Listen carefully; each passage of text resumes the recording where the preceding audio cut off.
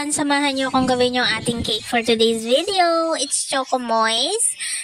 And then, rectangular shape siya, not round.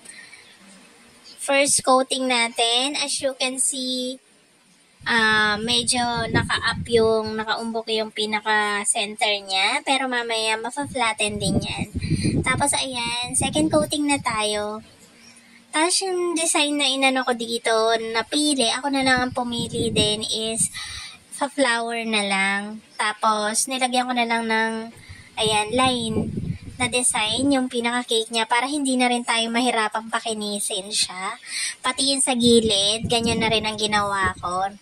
Napakabilis lang kasi hindi na natin siya kailangan pakinisin. Line lang ang kailangan niya. Tapos, lagay na natin ang kanyang mga flowers, ganun, pag naging smooth na siya.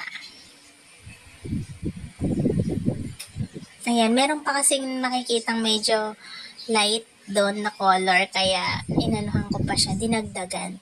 Tapos, ayan yung rosette lang tayo, rosette na white and red, tapos green. Tapos, sa pinaka-bottom, nilagyan natin siya ng border na kulay green.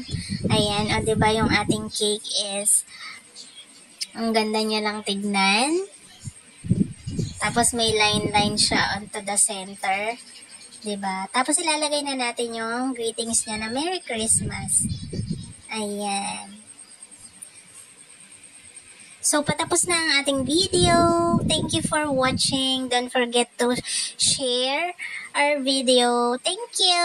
Ayan. And eto na ang ating finished look. Ayan. Merry Christmas, MG. Christmas party nila ngayon. Bye!